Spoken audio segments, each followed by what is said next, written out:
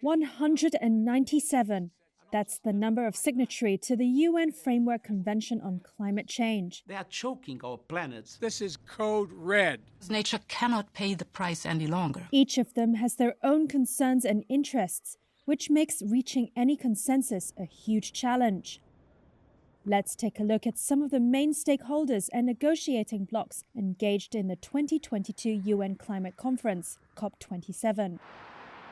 China is the world's biggest greenhouse gas emitter, but the country is increasing its coal use in the face of energy security risks. And President Xi Jinping said in October that China would continue to support the clean and efficient use of coal. China will strive to peak carbon dioxide emissions before 2030 and achieve carbon neutrality before 2060. Geopolitics also overshadow climate issues. A diplomatic row over Taiwan led Beijing to cancel bilateral climate talks with the United States. United States is the world's second biggest emitter after China. Recent approval of domestic legislation should unlock trillions of dollars in investment in clean energy and transportation. It's now law. And provisions of the Inflation Reduction Act are expected to triple the amount of clean energy on the electricity grid and reduce carbon emissions by 1 billion tons annually by the end of this decade. This bill is the biggest step forward on climate ever. Greenhouse gas emissions from the 27-country European Union comprise about 8% of the global total, and they have been trending downwards for years. The EU has pledged to cut net emissions by at least 55% by 2030 from 1990 levels and reduce them to zero by 2050. But the bloc is still in negotiating policy to implement those goals. The fossil fuel prices are skyrocketing with a heavy negative impact on livelihoods. The best answer to that is massive investment in renewable energy. The United Kingdom has faced months of political turmoil and an energy crisis that could undermine the country's climate goals.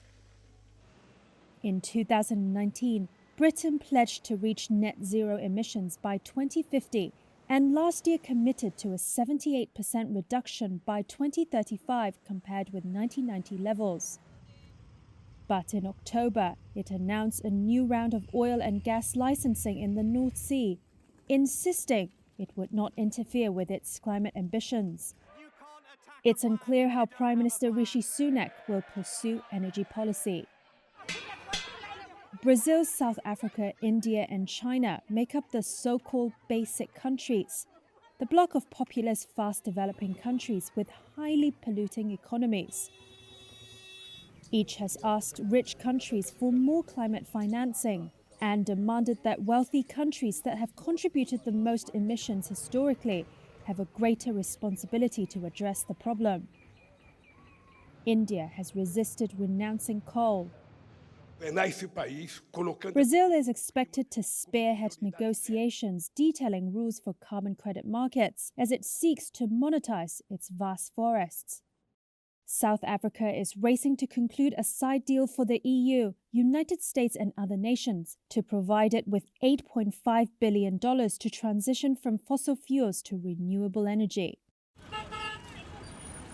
Africa's UN members will push for additional climate financing, while arguing that expanding economies need fossil fuels to increase electricity capacity. Many African countries, including the host Egypt, are keen to develop their reserves of natural gas as a transition fuel and a way to capitalize on Europe's demand for gas to replace Russian imports. The Climate Vulnerable Forum includes 58 countries most at risk from climate impacts, including Bangladesh and the Maldives. The group heads to COP27 with a core demand: a dedicated fund whereby rich polluting countries help the vulnerable bear the cost of loss and damage.